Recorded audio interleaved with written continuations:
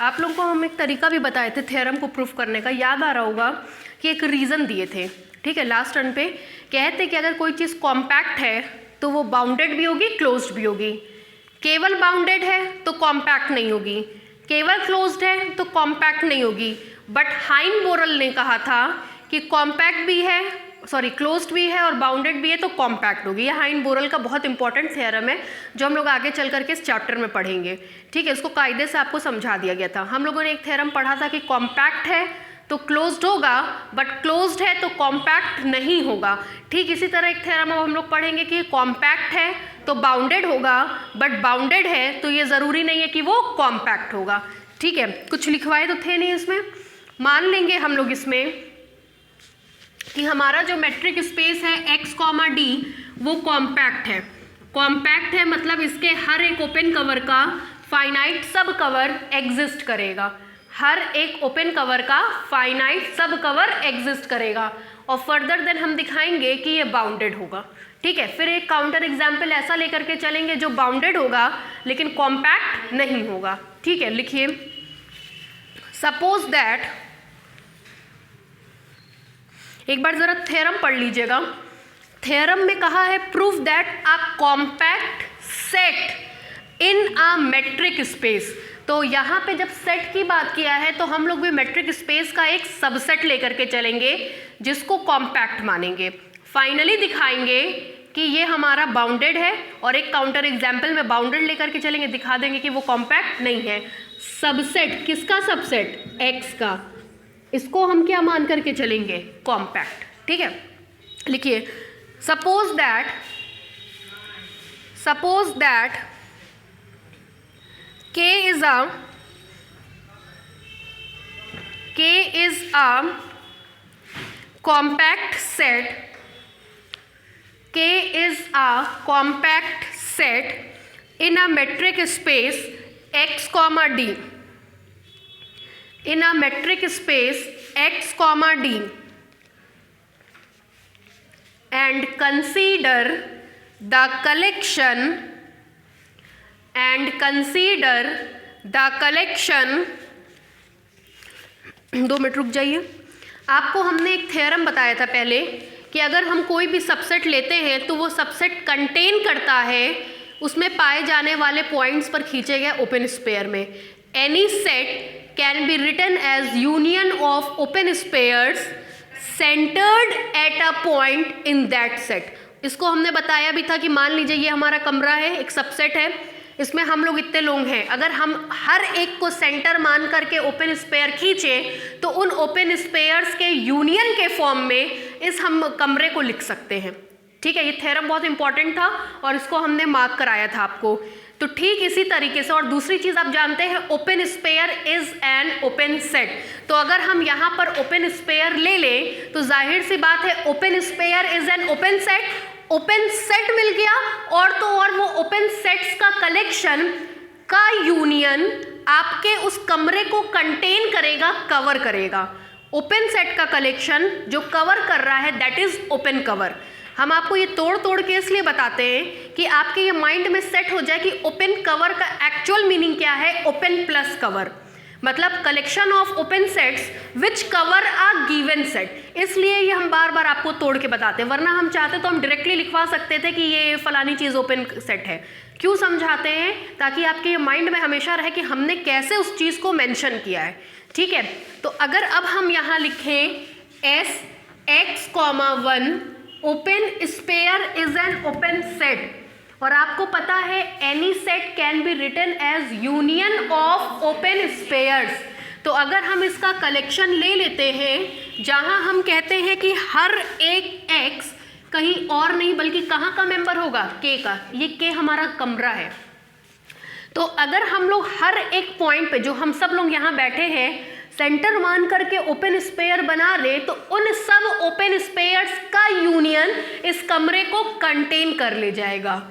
Open sphere is an open set, एक तो open set का कलेक्शन और उसके बाद K इसके यूनियन में कंटेन कर रहा है, इसका मतलब ये K का ओपन कवर बनाएगा। अगर ये K का ओपन कवर है तो obviously K is contained in union of Sx,1, जहाँ x कहाँ रन करेगा, ओवर K। ठीक है, अब हमको किसी तरीके से इसका, भाई कॉम्पैक्ट तो ये है ही, तो इसका फाइनाइट सब कवर भी मिल जाएगा। बस अब किसी तरह से ये प्रूफ कर दीजिए कि K हमारा बाउंडेड है। बाउंडेड होने का मतलब एक पॉजिटिव नंबर m एग्जिस्ट करेगा कि इसके का डायमीटर उस पॉजिटिव नंबर से छोटा या बराबर होगा।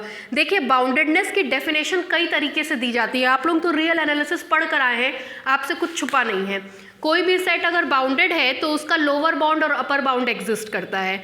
Lower bound upper bound exist करता है, उसी डेफिनेशन को जब हम कंबाइंड करते थे तभी एक पॉजिटिव नंबर m मिलता था, जो हम कहते थे कि उससे छोटा या बड़ा होगा, ठीक, छोटा या बराबर होगा। ठीक है, तो मतलब बेसिकली बाउंडेडनेस की डेफिनेशन आई यहीं से है कि उसका लोअर बाउंड अपर बाउंड मिलना चाहिए, उसका इन्फीमम और सुप्रीमम मिलना चाहिए। मतलब इसको जब आप इनइक्वलिटी को कंबाइंड करते हो क्या होता है, कहते हैं ना -m less than x less than capital M positive M, फिर इसी इनइक्वलिटी को कंबाइन करते हैं तो मिलता है मॉड x लेस देन और इक्वल टू कैपिटल M, जहाँ ये कोई भी पॉजिटिव नंबर होता है। तो ये चीज़ इसी से मिलती है। ये बेसिक डेफिनेशन है, ये ऑल्टरनेटिव डेफिनेशन है। तो पहली डेफिनेशन तो बाउंडेडनेस की ये होती है, दूसरी डेफिनेशन होती है कि किसी पॉजिटिव नंबर से छोटा या बराबर हो, तीसरी डेफिनेशन ये होती है कि उस सेट का डायमीटर फाइनाइट होना चाहिए, चौथी डेफिनेशन उस सेट का डायमीटर लेस देन इनफाइनाइट होना चाहिए। लेस देन इनफाइनाइट का मतलब फाइनाइट है। ठीक है, तो लिखिए and consider the collection and consider the collection करली ब्रैकेट में लिखिए Sx,1 x belongs to K of open sphere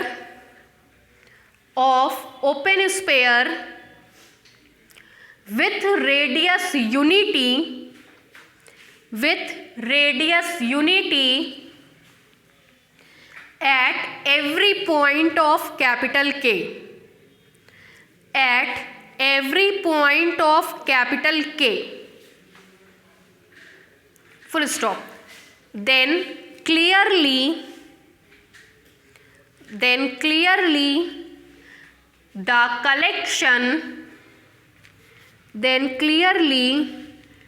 collection यही करली ब्रैकेट में Sx,1 x belongs to K, the collection Sx,1 x belongs to K is an open cover of K, is an open cover of K। ठीक है, इतने में कोई doubt नहीं। नीचे से लिखिए ऑब्वियसली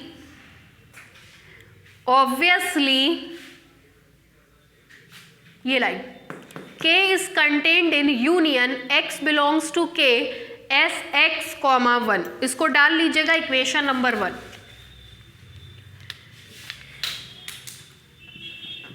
हो गया।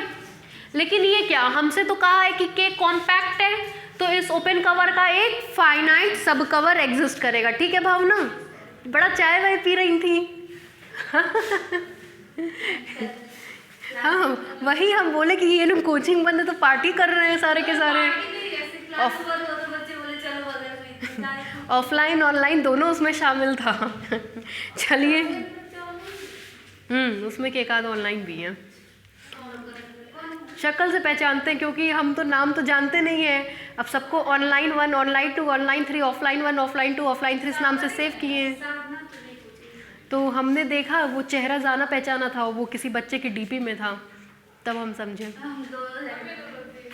नहीं, कहा एक लड़की और थी, नहीं ऑफलाइन की, वो ऑनलाइन की थी बच्चे। लिखिए नीचे से, since K is compact set since K is compact set in capital X, since K is compact set in capital X, then there exists a finite sub-collection, then there exists a finite sub-collection, लिखवाइए सब collection इसका, बोलिए भाई सब collection. सब collection होगा तो एक index बढ़ जाएगा, क्या होगा एस एक्स आई कॉमा 1। चूंकि इसको फाइनाइट बनाना है तो i is equal to 1 to n, ठीक है। There exist a finite sub collection, यही लिखिए S X I comma 1, i is equal to 1 to n, such that K is contained in union S xi comma 1, i is equal to 1 to n। इसको डालिए equation number 2।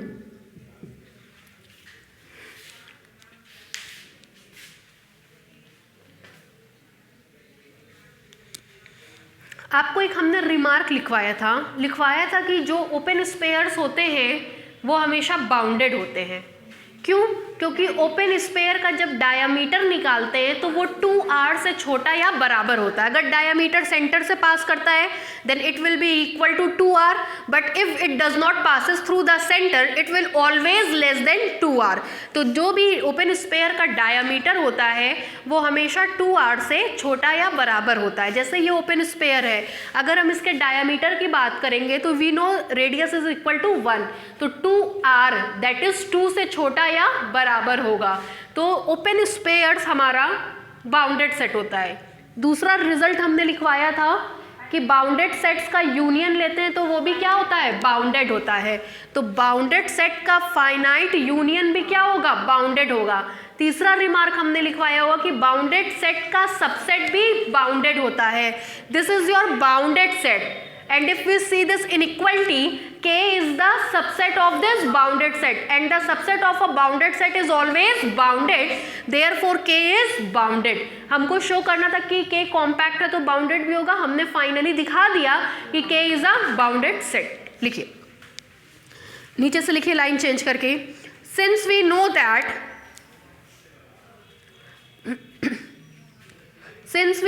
that every open sphere S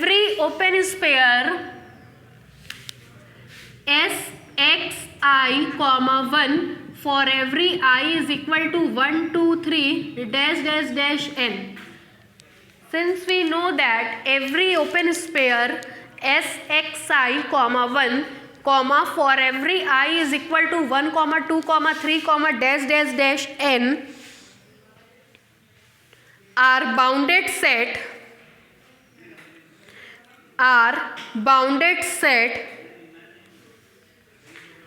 in capital X,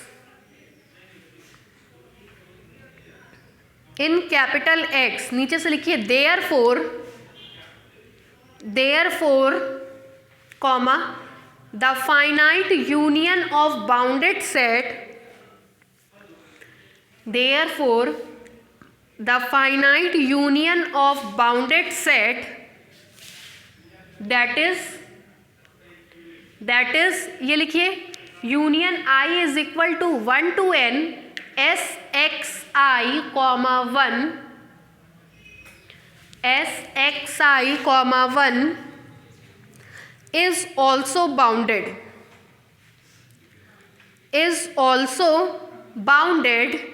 in capital X। हो गया। फिर नीचे से लिखिए again since we know that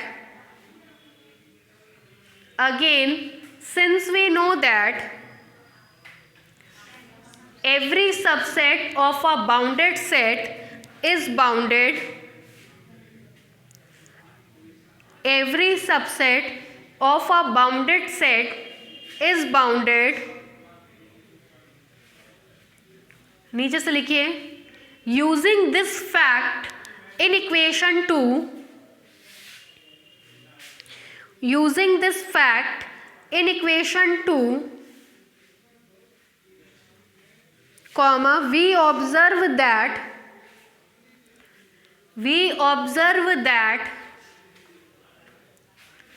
K is bounded set in capital X. K is bounded set in capital X. नीचे से लिखिए, hence the compact set of a metric space, hence the compact set of a metric space is bounded,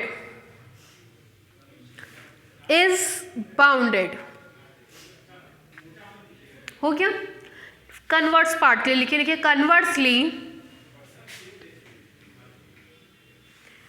conversely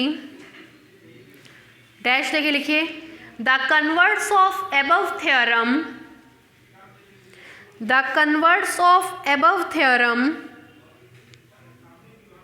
is not necessarily true. The converse of above theorem is not necessarily true. Is not necessarily true. That is the bounded set is not necessarily compact. That is the bounded set is not necessarily compact. इसके लिए हमने आपको एक example बहुत अच्छा लिखवाया था, open interval 0,1 proof दिए थे पूरा, याद आ रहा है?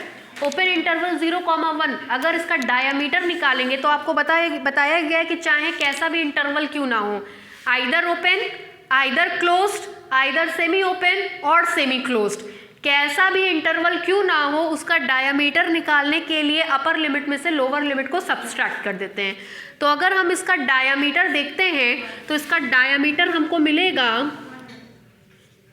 1 - 0 दैट इज 1, जो कि फाइनाइट है मतलब इज इक्वल टू फाइनाइट, है ना, ये फाइनाइट है। तो डायामीटर फाइनाइट है, इसका मतलब ये सेट बाउंडेड है। लेकिन आपको हमने प्रूफ कराया था कि ये कॉम्पैक्ट नहीं है। क्यों कॉम्पैक्ट नहीं है?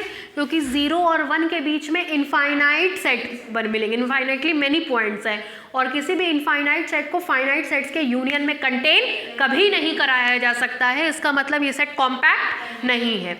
ठीक है, लिखिए काउंटर एग्जाम्पल, इसी में हेडलाइन डालिए counter example.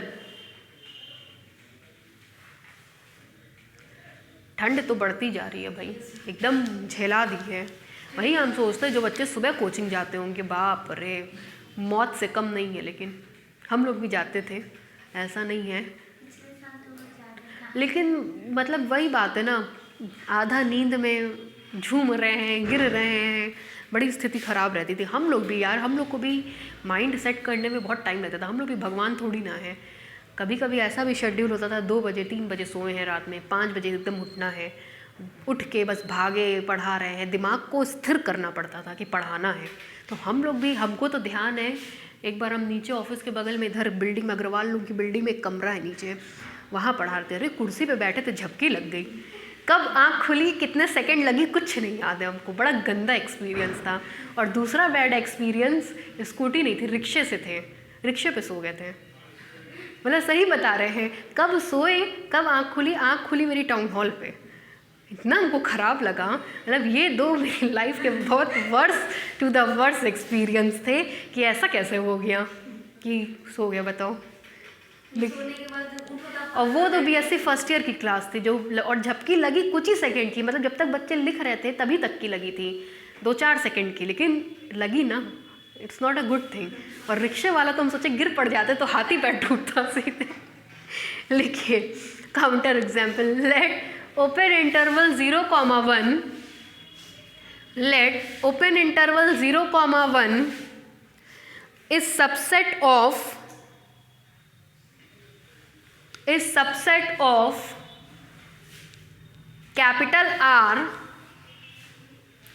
is a subset of capital R in usual metric space R comma D.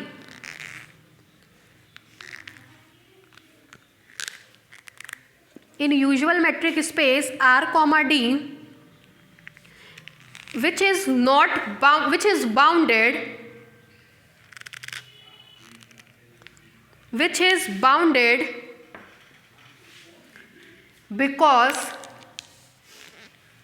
because ये diameter of 0,1 लिख लीजिए पूरा,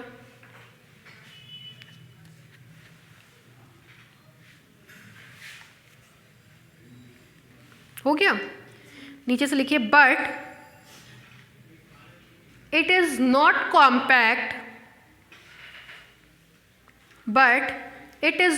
compact in usual metric space R comma D.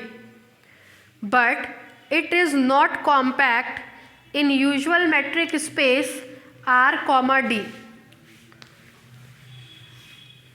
हो गया। नेक्स्ट थ्योरम, आज हम आप लोगों को FIP पढ़ाएंगे। एक थ्योरम और है, उसके बाद FIP, मतलब FIP इस चैप्टर की जान है। FIP, हाइन-बोरल, लेबेक थ्योरम, लेबेक थोड़ा बोरियत चीज़ है, बस उसको जैसे पढ़ाएं रट्टा मार लीजिएगा, ज़्यादा उसमें दिमाग मत लगाइए। तो कुछ थ्योरम्स ऐसे होते हैं जो बहुत ब्रॉड होते हैं, बस उनको डाल देते हैं बिकॉज दे आर इम्पॉर्टेंट, ठीक है। तो वही स्थिति इसके साथ भी है, ठीक। नेक्स्ट थ्योरम लिखिए, prove that a close subset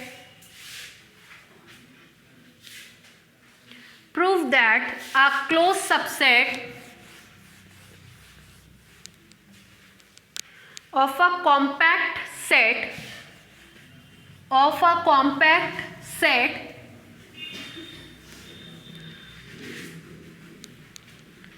in a metric space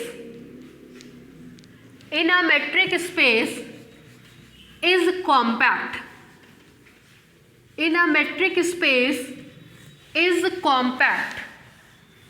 ये इसका पहला स्टेटमेंट है।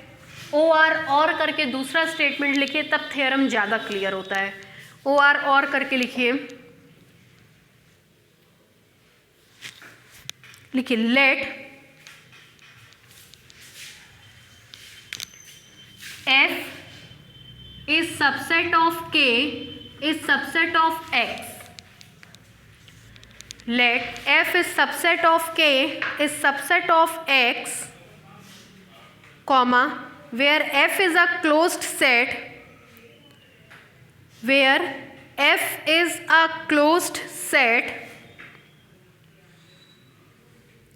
and K is compact set,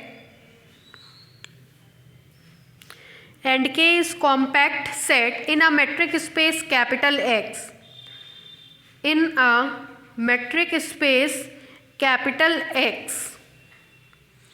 Then prove that F is a compact set.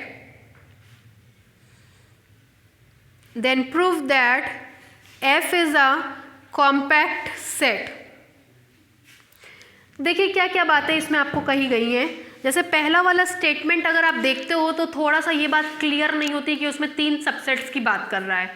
हम आपको पहले ही स्टेटमेंट से समझाएंगे, ठीक है। कह रहा है proof that a closed subset of a compact set. मान लीजिए कि ये X, D हमारा कोई मेट्रिक स्पेस है, closed subset of a compact set, ये हमारा कोई कॉम्पैक्ट सेट है और ये उसके अंदर उसका क्लोज्ड सबसेट है। ये कॉम्पैक्ट है और ये वाला क्लोज्ड है। आगे है in a metric space is compact. Is compact किसके लिए यूज किया है? जो क्लोज्ड है उसके लिए, मतलब हमको इसको दिखाना है कि ये कॉम्पैक्ट भी होगा।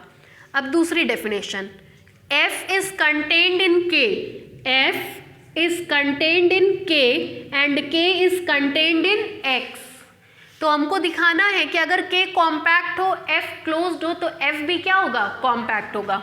अगर हमको F को शो करना है कि ये कॉम्पैक्ट होगा, तो आप जानते हैं हम लोग इसका एक ओपन कवर लेंगे और एनी हाउ दिखा देंगे कि उसका एक फाइनाइट सब कवर एग्जिस्ट कर रहा है। अगर आर्बिट्रेरी ओपन कवर का फाइनाइट सब कवर एग्जिस्ट करेगा तो सारे के सारे ओपन कवर का फाइनाइट सब कवर एग्जिस्ट करेगा और उस केस में हमारा सेट कॉम्पैक्ट कहलाएगा। ठीक है, तो पहले इसका थोड़ा सा डिस्क्रिप्शन लिख लीजिए कि क्या क्या चीज़ें दी गई हैं, उसके बाद हम अपने मेन टॉपिक पे आएंगे। लिखिए प्रूफ, लिखिए let capital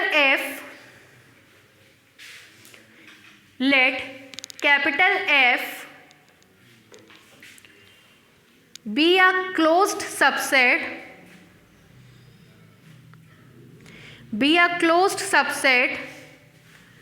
of a compact set capital K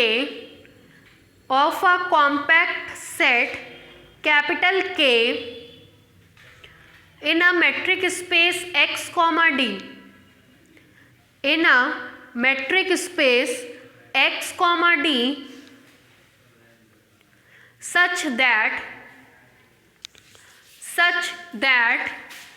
F is contained in K is contained in X, such that F is contained in K is contained in X। नीचे से लिखिए to prove that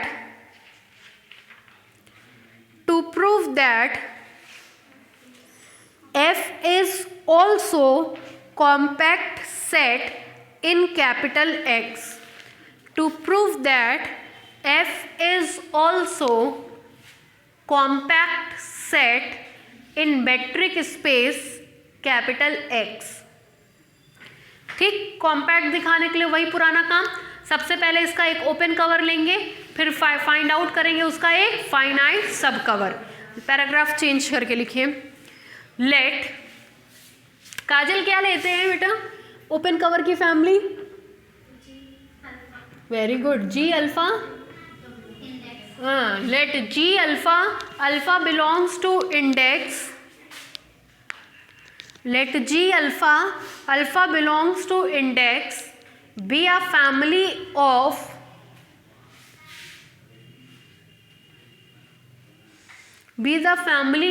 open sets in capital X, be the family of open sets in capital X such that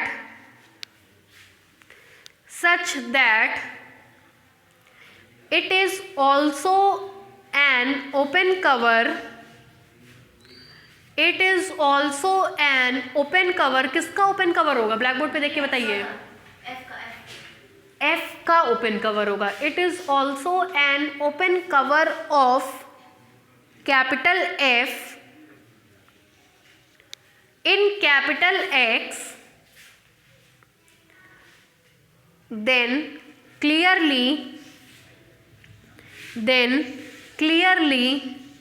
अगर ये F का open cover है तो जाहिर सी बात है F कंटेन करेगा union of G alpha belongs to index में। ठीक है, इसको मान लीजिएगा इक्वेशन नंबर 1।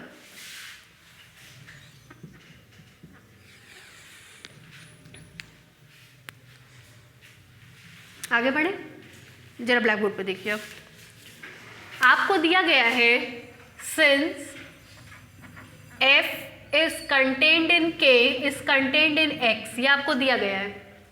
फिर देखिए दिस इम्प्लाइज दैट K, इसको ले रहे हैं, is contained in X।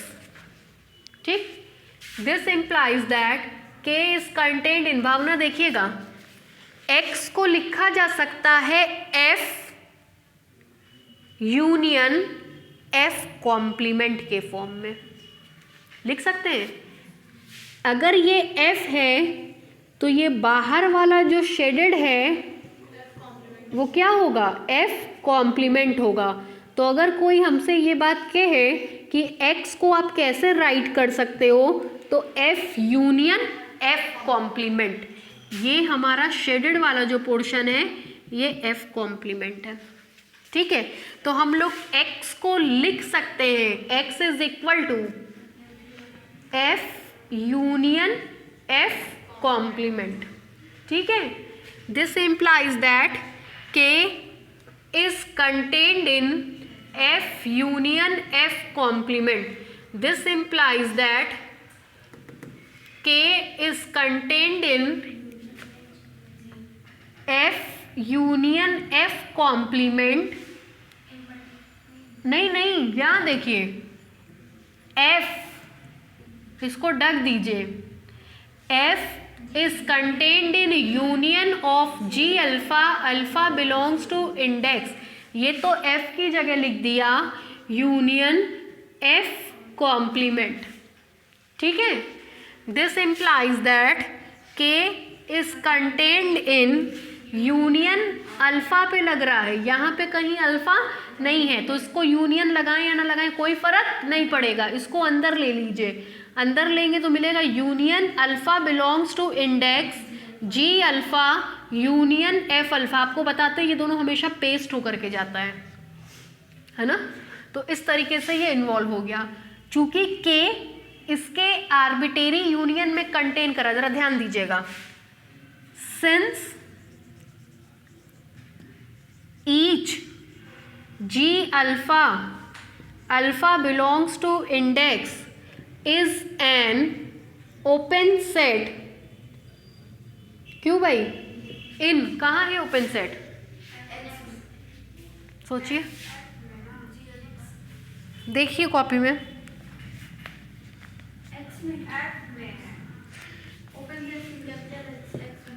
ठीक है, ठीक है, f में होगा तो k में होगा, k में होगा तो x में होगा। ठीक है, एंड f आपका क्लोज्ड सेट था x में, तो f कॉम्प्लीमेंट ओपन सेट होगा x में, and f complement is also an open set in x।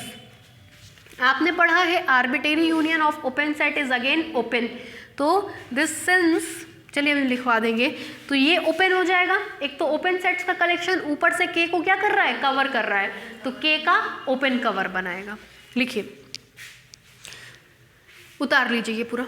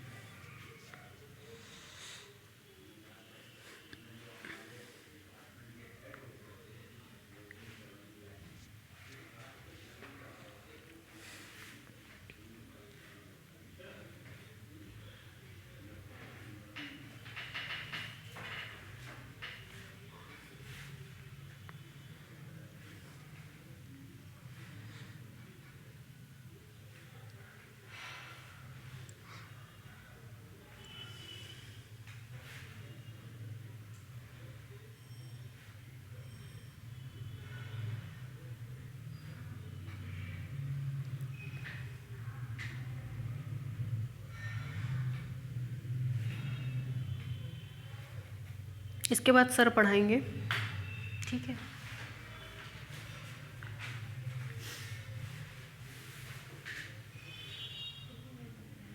छः बजे तक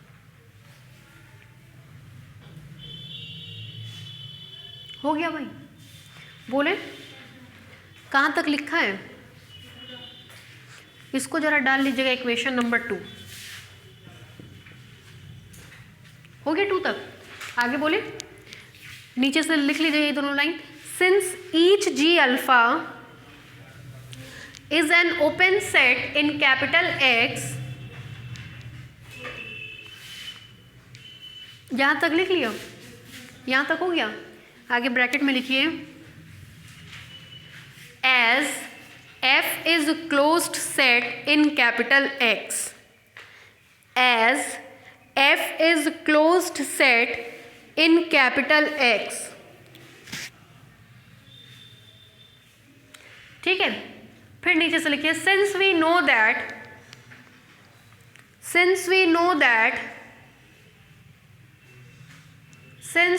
that arbitrary union of open set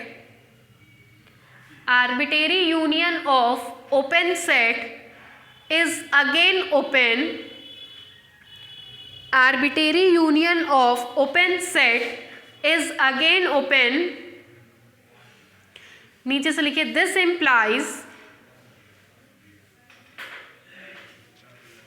implies ये पूरा union alpha belongs to index G alpha union F complement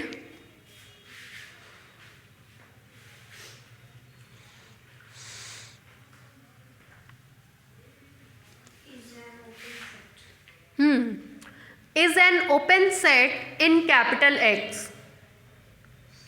Is an open set in capital X which also covers capital K, which also covers capital K in capital X. हो गया, नीचे से लिखिए this implies the collection G alpha union F complement alpha belongs to index. Therefore this implies the collection curly bracket में G alpha union F complement alpha belongs to index is an open cover of capital K in capital X. Is an open cover of capital K in capital X. ठीक, मगर ये क्या, आपसे तो कहा गया था कि K कॉम्पैक्ट है. अगर K कॉम्पैक्ट होगा तो इसके ओपन कवर का फाइनाइट सब कवर एग्जिस्ट करेगा. मतलब इसकी एक फाइनाइट सब फैमिली मिलेगी जो कि K को दोबारा से कवर करने का काम करेगी. इसकी ज़रा सब फैमिली हमको लिखवाइए. हाउ वी राइट, बोलिए इसकी सब family. Very good. G alpha I union F complement finite family है तो I is equal to 1 to n. This is the finite sub family of this. और तो और ये K को क्या करेगी, कवर करेगी. मतलब K is contained in union G alpha I union F complement I is equal to 1 to n. ठीक है, नीचे से लिखिए since K is compact set in capital X. Since K is compact set in capital X, नीचे से लिखिए then there exists a finite sub collection. Then there exists a finite sub collection. यही G alpha I union F complement I is equal to 1 to n. such that ये वाली line फिर से लिख लीजिए. such that K is contained in union I is equal to 1 to n G alpha I union F complement.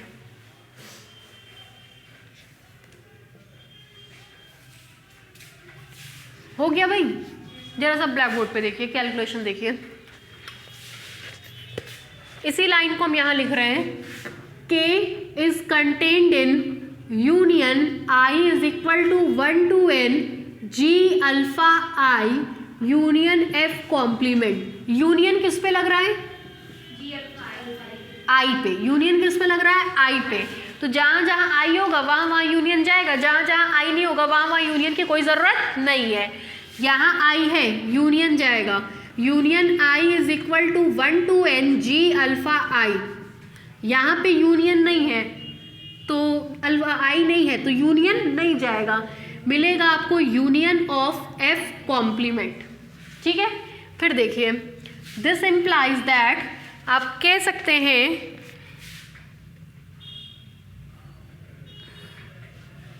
K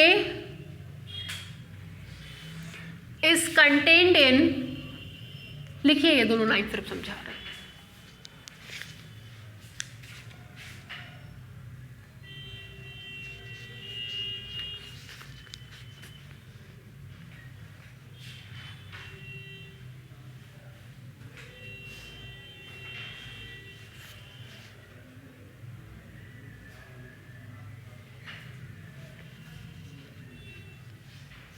हो गया।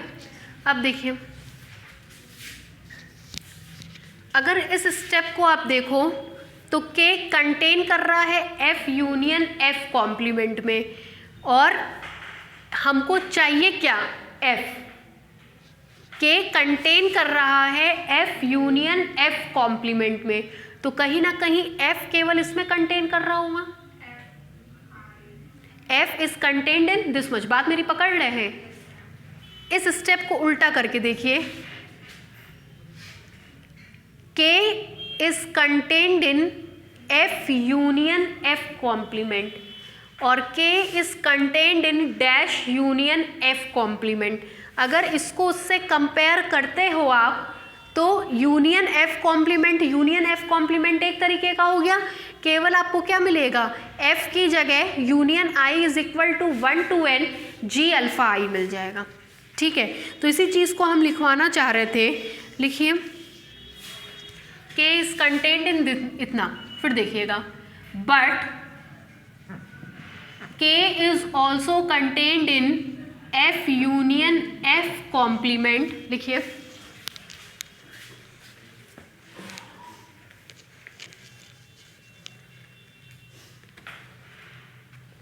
But K is contained in F union F complement. जरा सा एक सेकेंड रुकिएगा, इसका हम एक और तरीका देख लें किस तरीके से कराया जा सकता है।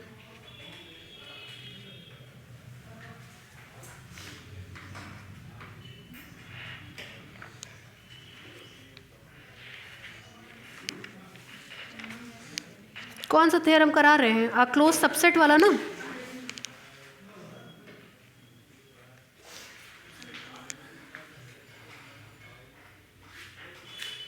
ऐसे लिख लीजिए, but F is contained in K is contained in union I is equal to 1 to n G alpha I union F complement. But F is contained in K and K is contained in union I is equal to 1 to n G alpha I union F complement। लिखिए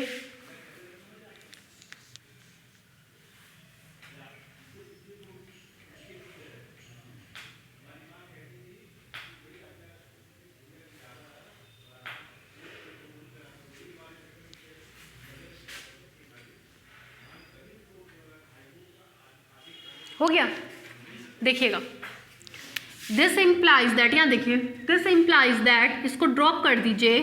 F is contained in union I is equal to 1 to n G alpha I union F complement. ठीक है, अब जरा इधर देखिए, इधर ध्यान दीजिए,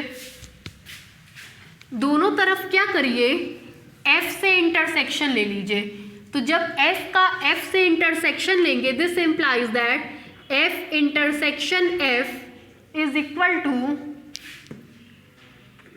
F intersection F is contained in union I is equal to 1 to n G alpha I union F complement intersection F। ठीक, दिस implies that F का F से intersection F के बराबर is contained in union I is equal to 1 to n G alpha I union F complement intersection F, distributive law। This implies that F is contained in union I is equal to 1 to n G alpha I union phi। This implies that F is contained in union I is equal to 1 to n G alpha I। अब सही है, उतारिए, diagram भी बनेगा।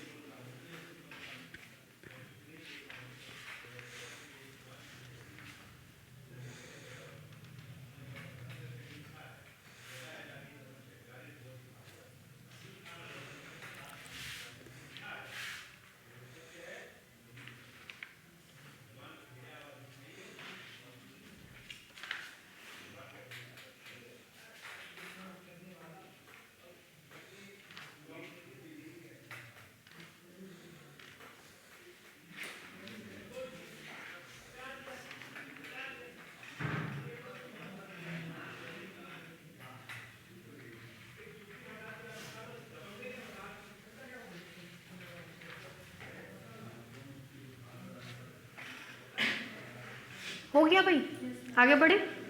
नीचे से लिखिए, hence the finite sub collection, hence diagram बन गया है, hence the finite sub collection G alpha I is equal to 1 to n, hence the finite सब कलेक्शन करली ब्रैकेट में G alpha I, करली ब्रैकेट के बाहर I is equal to 1 to n, also covers capital F, also covers capital F, नीचे से लिखिए thus the finite sub collection G alpha I is equal to 1 to n, G alpha I is equal to 1 to n is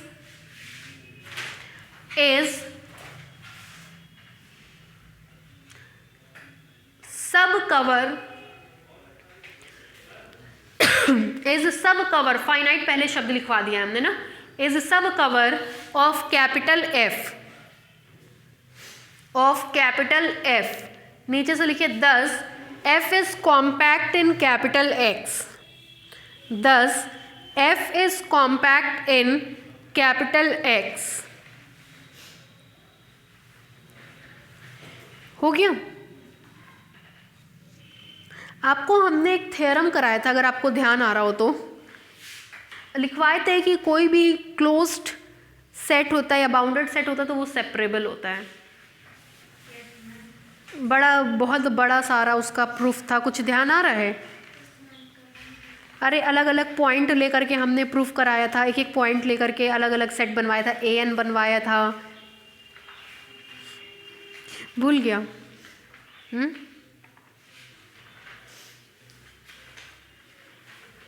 दो theorem थे किस chapter में? Basis में। Basis में अंत में दो थ्योरम कराए थे, क्लोज्ड होगा तो सेपरेबल होगा, सेपरेबल है तो क्लोज्ड होगा। कुछ ध्यान आ रहा है अमृता? ठीक है, याद आ रहा है? देख लीजिए एक बार।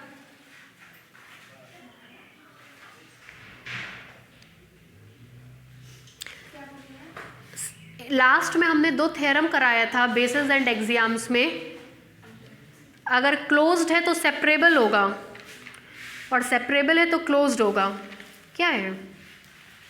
प्रूव दैट, ये रहा, every separable matric space is second countable space, और एक करवाए थे every second countable space is separable.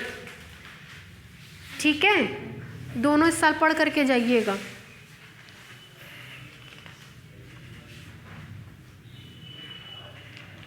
चलिए नेक्स्ट लिखिए, finite intersection property. Finite intersection property,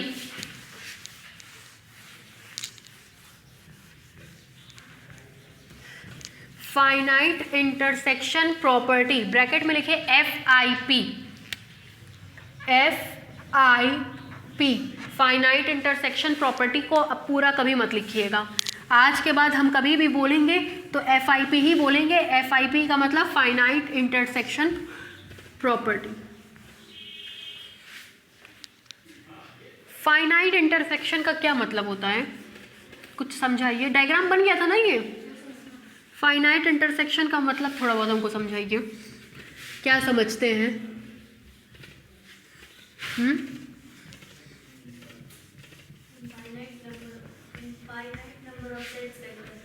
finite number of sets का इंटरसेक्शन। फाइनाइट इंटरसेक्शन प्रॉपर्टी ये कहती है कि अगर कोई सेट FIP को सेटिस्फाई करेगा, मान लीजिए कि X, D कोई मैट्रिक स्पेस है और F alpha belongs to index, कोई भी सेट का कलेक्शन, हमने क्लोज्ड ओपन कुछ नहीं कहा है, collection of arbitrary sets.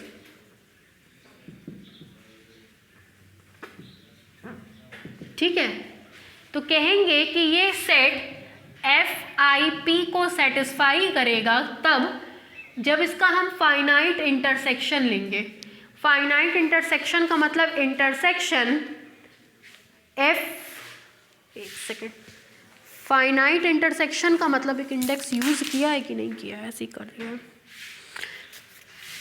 Finite intersection का मतलब ये, फाइनाइट इंटरसेक्शन लेने पर वैल्यू नॉट इक्वल टू 5 है, तो उसको कहते हैं कि ये सेट FIP को क्या कर रहा है, सेटिस्फाई, कि फाइनाइट इंटरसेक्शन लेने पर वैल्यू क्या आ रही है, not equal to 5। Finite intersection लेने के लिए एक इंडेक्स और बढ़ाया है, मतलब इसका एक फाइनाइट सब कलेक्शन लिया है, और फाइनाइट सब कलेक्शन वैल्यू क्या दे रहा है, नॉट इक्वल टू 5। लिखिए कलेक्शन, और अगर आपको F में कंफ्यूजन हो रहा हो क्लोज्ड का तो इसको E कर दीजिएगा, बट कंफ्यूज मत होइएगा, ठीक है, हम यही से लिखवा रहे हैं। The collection E alpha, alpha belongs to index,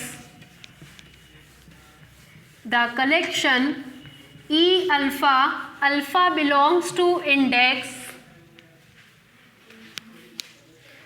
आप ऐसे भी लिख सकते हो, करली ब्रैकेट में भी लिख सकते हो।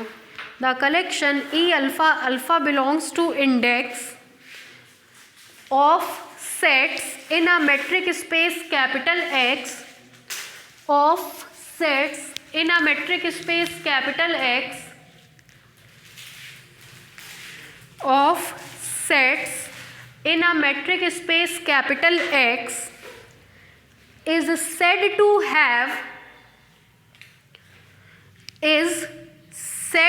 have FIP if F is said to have FIP if every finite subcollection, if every finite subcollection, bracket में लिखिए से, ब्रैकेट बंद, E alpha I is equal to 1 to n of E alpha, alpha belongs to index of E alpha, alpha belongs to index has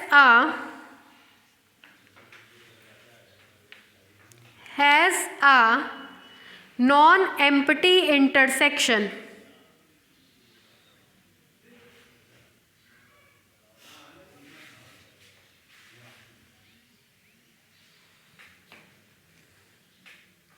That is, ये नीचे वाली line लिख लीजिए, intersection I is equal to 1 to n, E alpha I does not equal to 5.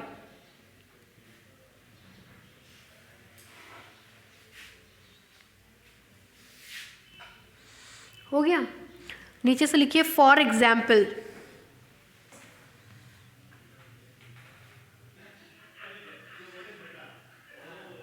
For example लिखिए let us consider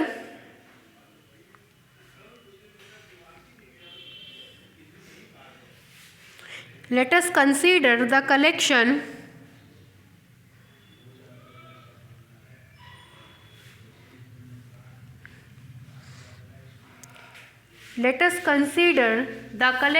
देखिए -n, interval ले रहा है क्लोज्ड इंटरवल, n की वैल्यू कहाँ से कहाँ तक होगी, 1 से infinite, set of natural number है। लिखिए let us consider the collection, यही n is equal to 1 to infinite, आपको पता है n is equal to 1 to infinite की जगह नेचुरल नंबर भी लिखा जा सकता है, of close interval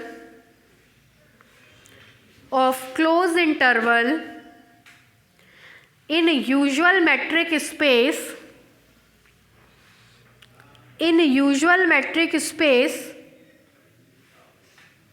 has FIP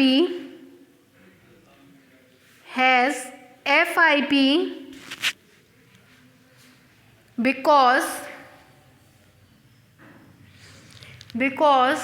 if we take a finite sub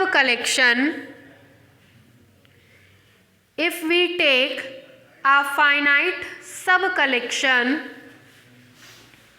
चलिए इसका एक फाइनाइट सब कलेक्शन ले रहे हैं, देखिए -ni, ni, ठीक है, i is equal to 1 to n, लिखिए a finite sub collection -ni, ni। अगर आपको इस n और इस n में डाउट हो रहा हो, या देखिए इस n और इस n में डाउट हो रहा हो तो यहाँ पे n ना लेकर के k ले लीजिए, बस डाउट नहीं होना चाहिए। k भी कोई नेचुरल नंबर है, 10, 20, 30, 40, 50, 100 फाइनाइट, और n भी पहले वाला n यहाँ जो लिखे थे वो भी कोई फाइनाइट नंबर था, ठीक है, लिख लीजिए फाइनाइट सब कलेक्शन। देन देखिए इसका इंटरसेक्शन लेंगे फाइनाइट इंटरसेक्शन के लिए, मेरे तो ध्यान दीजिएगा, ठीक, इसका सब कलेक्शन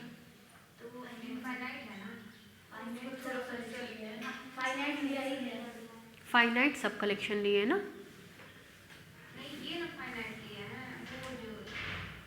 ये इसी का तो जैसे कोई भी set alpha belongs to index का मतलब होता है फाइनाइट भी हो सकता है और इनफाइनाइट भी, ये चीज़ है। इसका सब कलेक्शन फाइनाइट होना चाहिए, इसका सब कलेक्शन फाइनाइट है।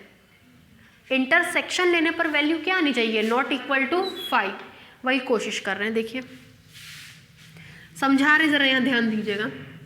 अमृता देखिए हम अपने मर्जी से इसकी वैल्यू 4 ले रहे हैं, ठीक है, तो क्या मिलेगा -ni,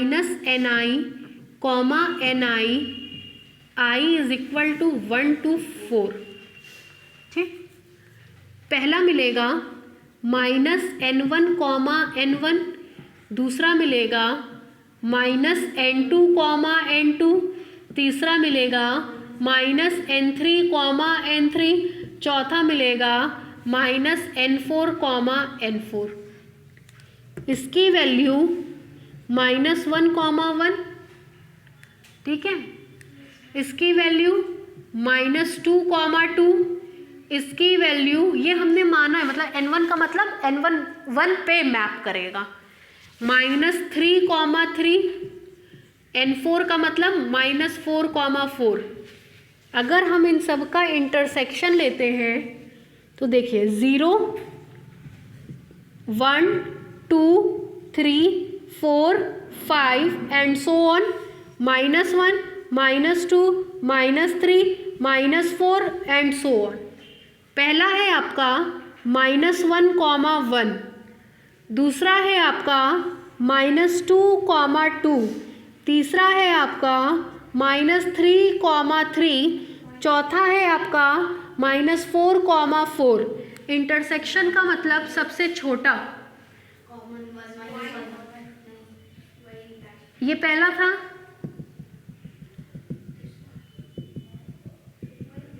दूसरा था,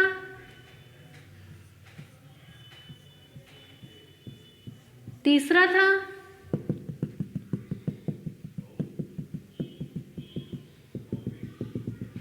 चौथा था। चारों चीज़ इसमें ही आ रही है, मतलब इसका इंटरसेक्शन अगर आप लोगे तो आएगा close interval -1, 1 which will never equal to 5। तो ये भी कभी भी 5 के बराबर नहीं आएगा, और नहीं आया इसका मतलब ये FIP को क्या करेगा, सेटिस्फाई करेगा, ठीक है। उतार लीजिए बगल में, आप चाहें तो वो एग्जाम्पल पे उतार लीजिएगा डब्बा बना करके। Let k is equal to 4, then चलो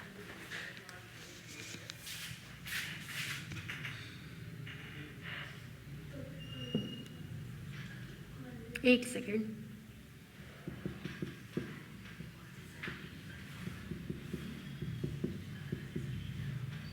उतार डालिए।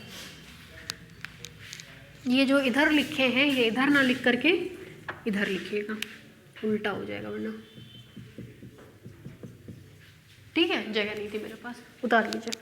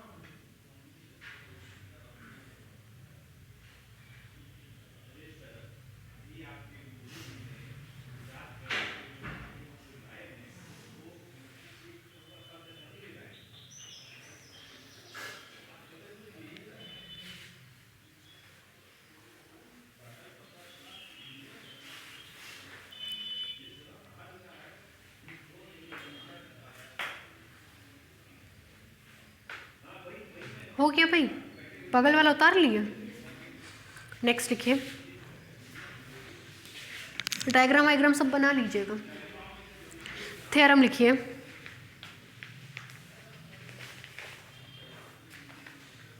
लिखिए if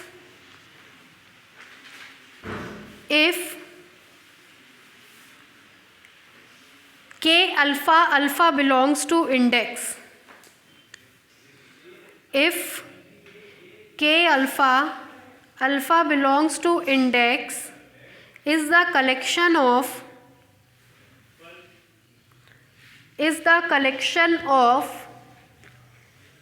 compact set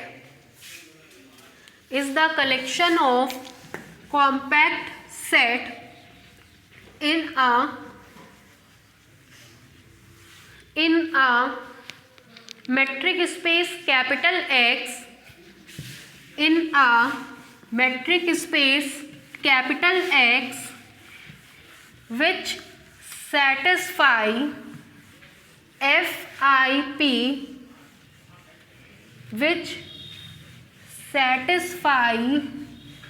FIP, then prove that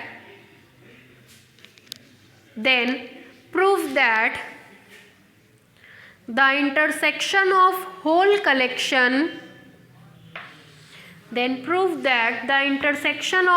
collection is non-empty.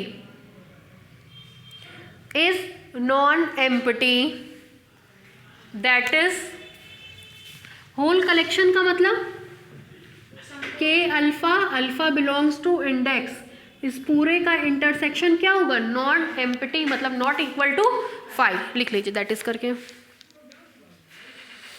अभी और भी है थ्योरम इसमें, पहले इतना समझ लीजिए।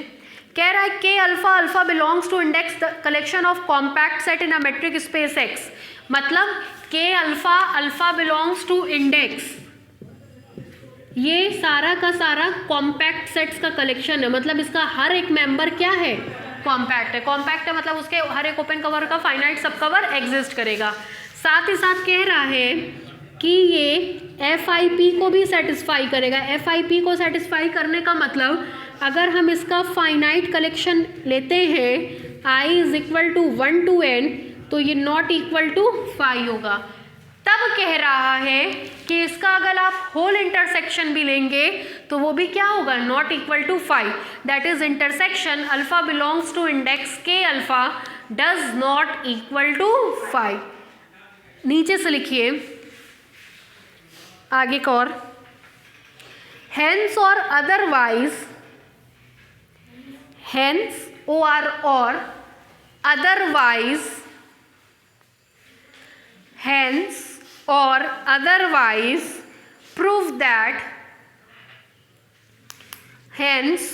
otherwise prove that if kn n is equal to 1 to infinite, if kn n is equal to 1 to infinite, you can also write in curly bracket, आप curly में भी लिख सकते हो,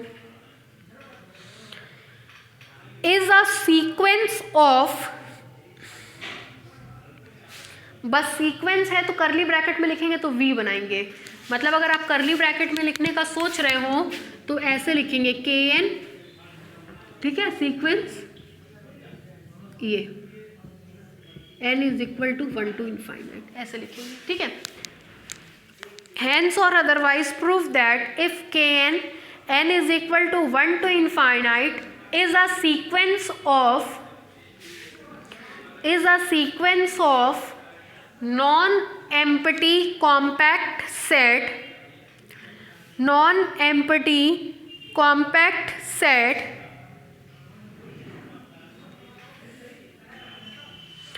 in capital X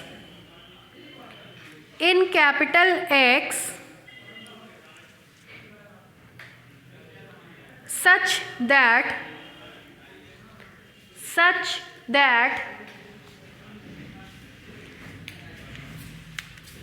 k, ऐसे लिखिएगा, kn is superset of kn plus 1, kn is superset of kn plus 1 for every n is equal to 1, 2, 3, dash dash dash,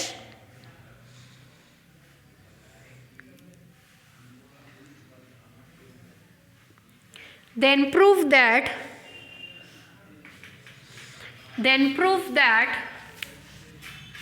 intersection n is equal to 1 to infinite kn does not equal to 5.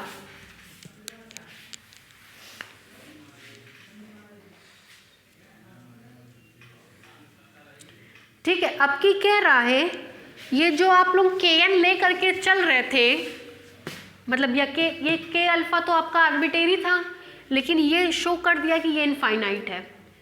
ये सब sequence का collection है और वो सारे के सारे sequence कैसे हैं, कॉम्पैक्ट, साथ ही साथ वो इस प्रॉपर्टी को सेटिस्फाई कर रहे हैं। कोई बता पाएगा इस प्रॉपर्टी को क्या बोलते हैं? Monotonic decreasing property. क्यों? क्योंकि आप ये बहुत अच्छे से जानते हैं कि n+1 ग्रेटर देन n है, लेकिन जैसे ही आप k पे ऑपरेट करा रहे हो kn बड़ा हो जा रहा है kn+1 से, उसको क्या बोलेंगे? Monotonic decreasing property. ठीक है, मोनोटोनिक डिक्रीजिंग प्रॉपर्टी को सेटिस्फाई कर रहा है, तो आपसे कह रहा है कि दिखाइए कि ये वाली कंडीशन होल्ड होगी, सॉरी ये वाली, n is equal to 1 to infinite kn does not equal to 5। ठीक है, लिखिए प्रूफ।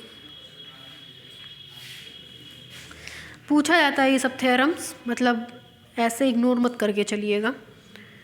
प्रूफ क्या करें बताइए, अब है तो ठीक है, मुसीबत है, पढ़ा जाएगा। लिखिए,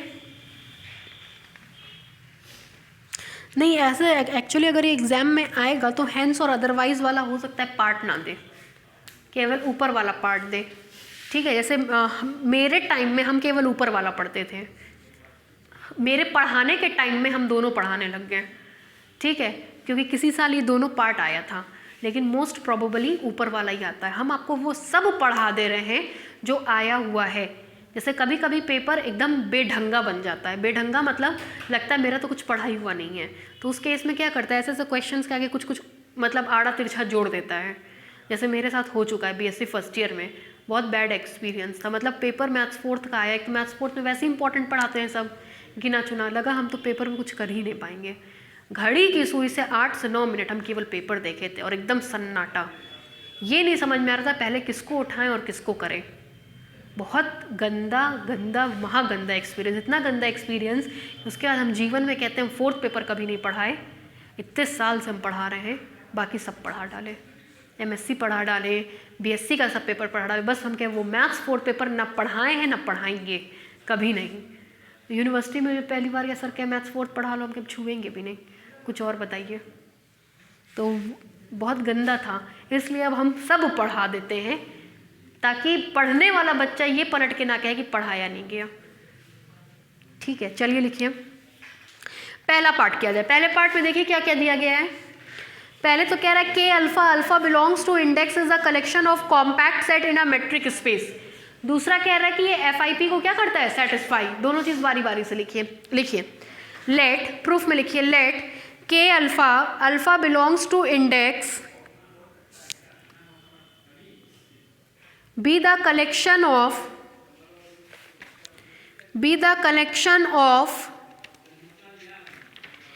compact set,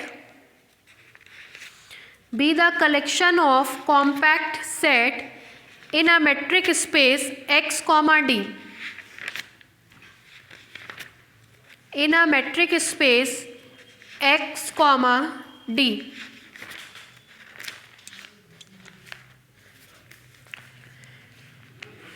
with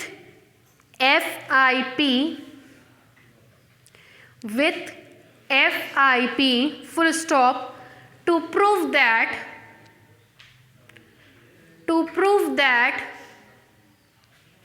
इस वाले में ये प्रूफ करना है। लिखिए intersection alpha belongs to index K alpha does not equal to 5।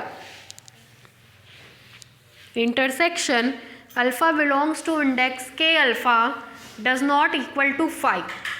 जो प्रूफ करना है उसका उल्टा मान लीजिए। आपको दिखाना है नॉट इक्वल टू 5, आप मान लीजिए कि ये इक्वल टू 5 है। नीचे से लिखिए let if possible intersection alpha belongs to index K alpha is equal to 5। मतलब इतने सारे लोगों का अगर हम इंटरसेक्शन लेते हैं तो उसमें कोई भी एलिमेंट कॉमन नहीं है। बात मेरी पकड़ रहे हैं? जैसे ये कमरा और बगल कमरे का इंटरसेक्शन ले तो इसमें स्टूडेंट्स हैं, उसमें कोई स्टूडेंट नहीं है, तो इंटरसेक्शन क्या आएगा 5। मतलब इस कमरे का कोई भी मेंबर उस कमरे में नहीं है। ठीक है, नीचे से लिखिए let K1 be a fixed member of, let K1 be a fixed member of K alpha, alpha belongs to index। जैसे फिक्स्ड एलिमेंट का मतलब ये हो गया, घर में बहुत सारे कमरे फिक्स कर दिया गया कि ये क्लासरूम है। ठीक है, फिक्स करेंगे क्या? फिक्स में जब कोई एलिमेंट लेंगे तो वो किसी में नहीं होगा। फिक्स में जब कोई एलिमेंट लेंगे तो वो आर्बिटेरी में नहीं होगा। बात पकड़ रहे हैं? ये कमरा फिक्स हो गया, फिक्स में हमने मान लीजिए काजल को ले लिया, तो काजल बाकी कमरों में नहीं है, मतलब काजल इस कमरे को छोड़ के आर्बिटेरी कमरे में नहीं है। ठीक, लिखिए let K1 be a fixed member of K alpha, alpha belongs to index. नीचे से लिखिए since intersection alpha belongs to index K alpha is equal to 5, since intersection alpha belongs to index K alpha is equal to 5, नीचे से लिखिए this implies no member of K1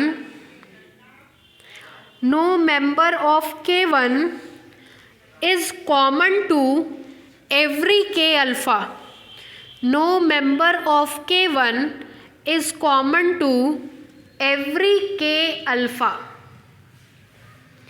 बात समझ में आई? K1 हम लोग का क्लासरूम, ठीक है, K1 की मेंबर मतलब काजल, काजल किसी और कमरे में नहीं होगी, मतलब किसी और मेंबर के साथ कॉमन नहीं होंगी। नीचे से लिखिए दिस इम्प्लाइज दैट, काजल को इंट्रोड्यूस करने चल रहे हैं, दिस इम्प्लाइज दैट अगर काजल पाई जाती है K1 में तो कोई भी आर्बिटेरी K अल्फा x ऐसा नहीं होगा जिसमें काजल हो। ठीक है, लिखिए this implies that x belongs to K1,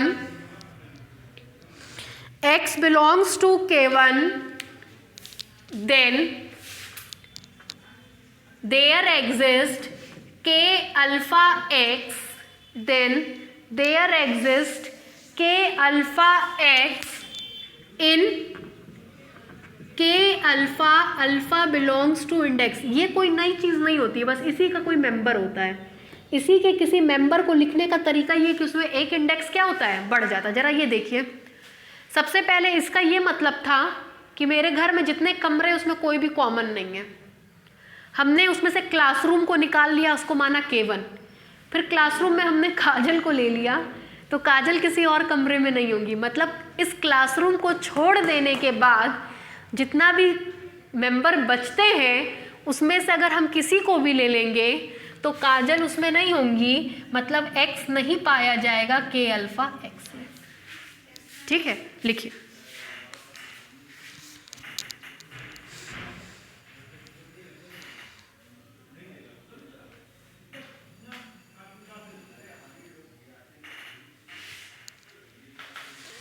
आगे बढ़े।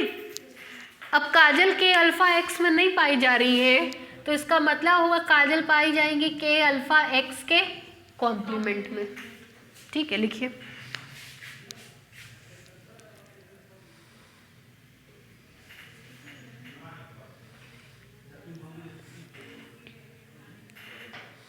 ठीक है, अब सुनिए, आपको दिया गया है कि हर एक के अल्फ़ा कॉम्पैक्ट है। कॉम्पैक्ट सेट क्लोज्ड और बाउंडेड होते हैं, मतलब कॉम्पैक्ट सेट क्लोज्ड होता है। ठीक है काजल, तो अगर ये सारे के सारे आपके कॉम्पैक्ट थे तो ये सारे के सारे क्लोज्ड थे, मतलब ये भी क्लोज था ये, तो उसका कॉम्प्लीमेंट कैसा होगा, ओपन होगा। ठीक है भावना, ठीक है, लिखिए नीचे से। हाँ हम लिखवा रहे हैं, नीचे से लिखिए। Since compact set in a metric space are closed, since compact set in a metric space are closed, नीचे लिखिए, this implies that K alpha x is a closed set. are closed, नीचे से this implies that K alpha x is a closed set, is a closed set। तो इसका complement कैसा होगा, open. this implies that K alpha x का complement is an open set in capital X,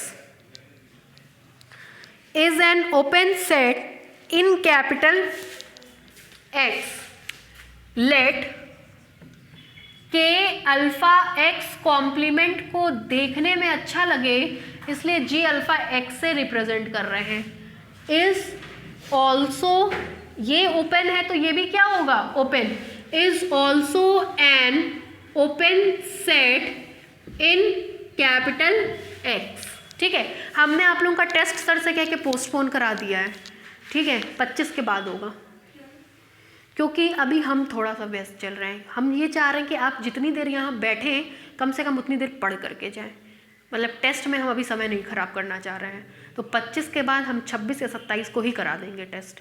ठीक है, 25 को हमारे यहाँ टोटल काम ख़त्म हो जाएगा। इधर में चूँकि हम ज़्यादा व्यस्त चल रहे हैं, बस हम किसी तरह से समय निकाल के पढ़ा रहे हैं कि ये ना हो कि कोर्स बहुत पीछे हो गया। 2-2 घंटा भी पढ़ा देंगे तो ये होगा कि कोर्स बैलेंस्ड फॉर्म में चल रहा है। ठीक है, तो बस पढ़ा रहे हैं, इसीलिए हम ये नहीं चाहते कि वो समय टेस्ट में भी बर्बाद हो। अब जैसे कल हमारे यहाँ से 3 बजे से हमको लगता है कि 100-125 लोग आएंगे, तो 3 बजे से काम का ये मतलब नहीं कि हम सुबह से खाली हैं, हम सुबह से भी बहुत बिजी रहेंगे, लेकिन फिर भी हम कल क्लास रखेंगे कि 1 घंटा उसमें समय निकाल के पढ़ा दें, बाकी देर सर पढ़ाएंगे। तो उससे क्या है ना कि कोर्स बंद नहीं होगा। पहले हमने इसीलिए कहा था मंडे से हम क्लास लेंगे, लेकिन हमने इसीलिए खोल दिया कि चलता रहना चाहिए, कुछ भी चले 2 घंटा 3 घंटा चलते रहने देना चाहिए, एकदम से वो डिस्टर्ब नहीं होगा फिर। ठीक है, इसलिए अभी हमने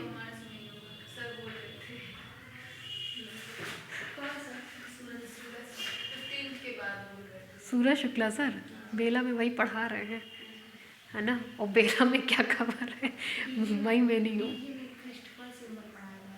बताइए, स्थिति आप लोग देख लीजिए। आप लोग बहुत ठीक चल रहे हैं, बहुत ठीक क्या बहुत अच्छे चल रहे हैं। कोर्स का हमने वादा किया है फरवरी, तो हम कितना भी डिस्टर्ब हो फरवरी का मार्च फर्स्ट वीक चला जाएगा, उससे डिले नहीं होगा, कोर्स आपका समय से पूरा होगा। ठीक है, आप लोगों को टेंशन खाए जा रही थी एलपीपी की, उसमें भी हमने अधिक से अधिक करा दिया। 2 चैप्टर बस 3 चैप्टर बचा है ना, वो तीनों छोटे छोटे हैं। ठीक है, वो तीनों छोटे छोटे चैप्टर्स हैं, बड़े हमने करवा दिए। बस डायनेमिक्स और कॉम्प्लेक्स में भी हम लोग 3-4 चैप्टर खत्म हो गया। तीसरे में शायद 2-3 थ्योरम बचा है, सब हो जाएगा, टेंशन मत लीजिए, कोर्स सब खत्म हो जाएगा, है ना, सब हो जाएगा। लेकिन एग्ज़ाम मार्च में ही होगा। और ये भी हम आपसे कहते हैं, अगर अप्रैल चला भी गया तो आपको ही पढ़ने का समय मिलेगा, हम क्यों आपको अप्रैल तक बुलाएं बेवकूफ़ बना करके, है ना। तो एग्ज़ाम हमेशा समय से होता है। लिखिए,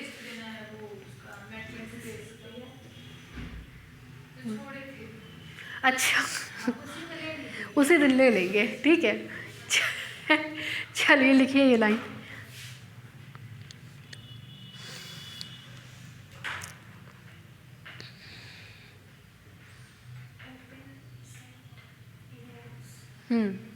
इन एक्स तक, ठीक है, यहाँ तक is an open set in x. अब देखिए, आपको हमने अभी पीछे पढ़ाया था कि अगर एक्स इसमें पाया जा रहा है तो ये ओपन सेट्स का कलेक्शन ओपन कवर का काम करता है।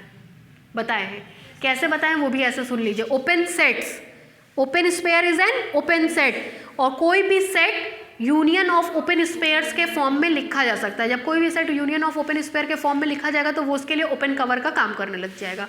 ठीक है, नीचे से लिखिए, देयरफॉर, एक सेकेंड देखिएगा, x कहाँ का मेंबर है, यहाँ पे K1 का, ये K1 है, वो x है, उनको सेंटर मान के ओपन स्पेयर खींचे, रन कराए, सेंटर रन कराए, सेंटर रन कराए, सेंटर रन कराए, सेंटर, तो हम सब लोगों का यूनियन मिलके इस क्लासरूम को कवर करेगा। तो इसका यूनियन मिल करके, मतलब इसको सेंटर मान करके जो ओपन स्पेयर आप खींच रहे हो उसका यूनियन किसको कवर करेगा, K1 को। तो किसका ओपन कवर होगा, K1 का। ठीक है, लिखिए, therefore the collection G alpha x कहाँ रन करेगा, K1 पे, G alpha x belongs to K1, G alpha x belongs to K1 is an open cover of K1, is an open cover of K1। लेकिन हमसे तो कहा गया था कि ये पूरा का पूरा K अल्फा कॉम्पैक्ट है, K1 इसी का मेंबर है, तो K1 भी क्या होगा, कॉम्पैक्ट होगा, तो इसके ओपन कवर का एक फाइनाइट सब कवर एग्जिस्ट करेगा। ठीक है, दैट इज करके लिख लीजिए, that is K1 is contained in union G alpha x कहाँ रन कर रहा है, K1 पे। Equation number 1।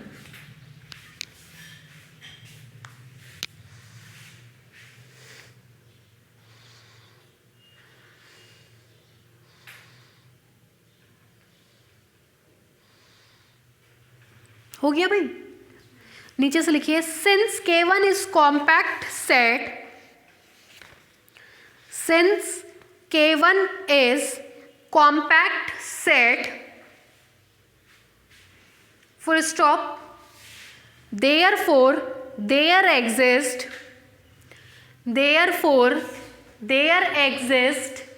अ फाइनाइट सब कलेक्शन। बताइए भाई, इस फाइनाइट सब कलेक्शन कैसे लिखे, हमको तो आता नहीं है। G alpha x I is equal to 1 to n, लिखिए,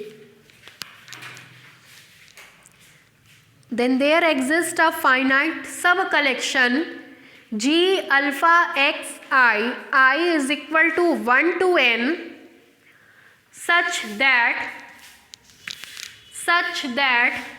K1 is contained in union G alpha x I is equal to 1 to n. Equation number 2.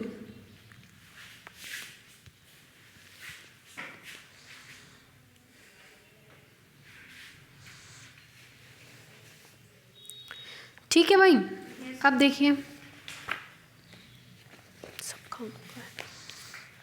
चलिए अब देखिए, आपको पता है, आप जानते हैं, आप कहते हैं कि अगर A कंटेन करता है B में तो इसका मतलब होता है A intersection B complement is equal to 5.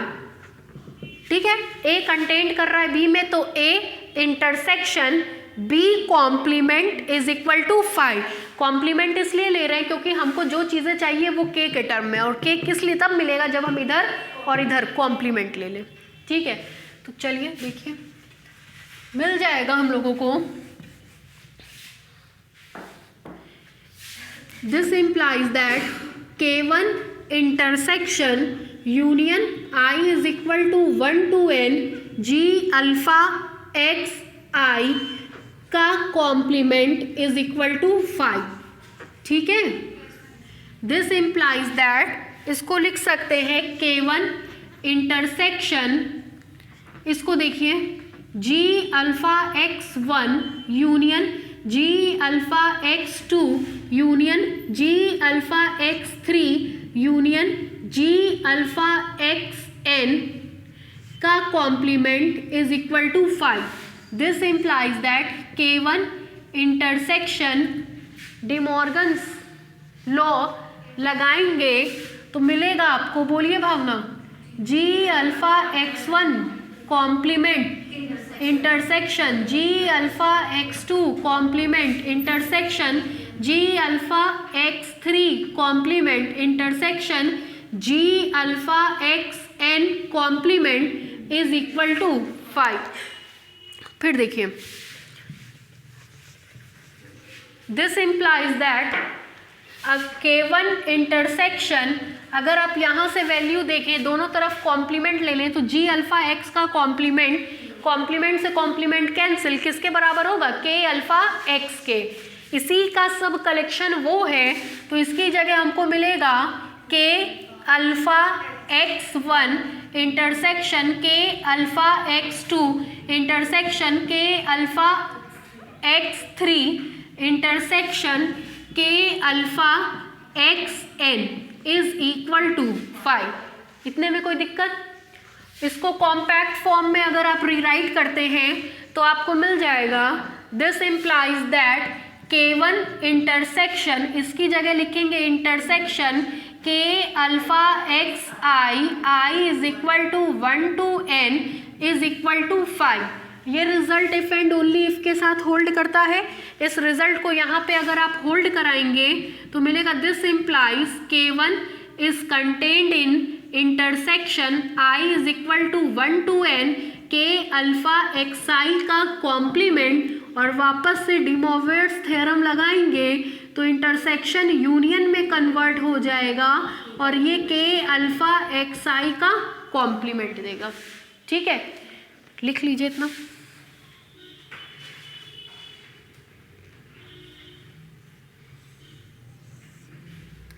ये जरा सा 1 मिनट रुक जाइए. कुछ और प्रूफ करना था, कुछ और कर दिया. बस यही तक छोड़ दीजिएगा, उतारिए.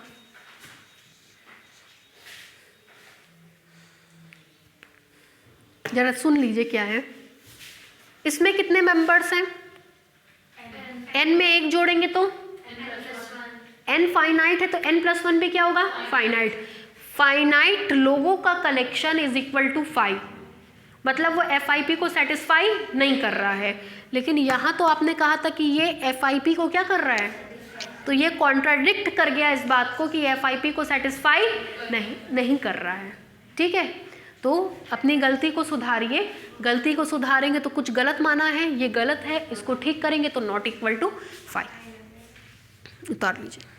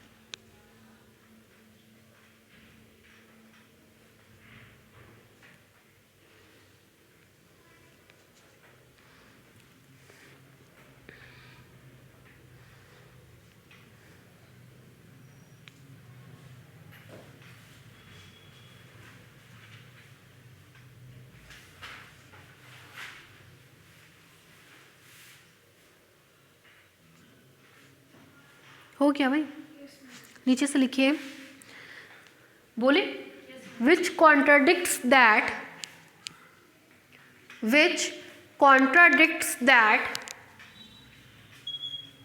K alpha belongs to index, K alpha belongs to index satisfies FIP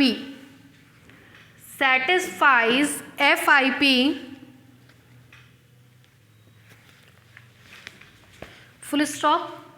This shows that our assumption is wrong. This shows that our assumption is wrong. This shows that our assumption is wrong, and hence नीचे से लिखिएगा intersection alpha belongs to index K alpha does not equal to 5। ठीक है, कल की timing अभी हम बताते हैं आप लोगों को।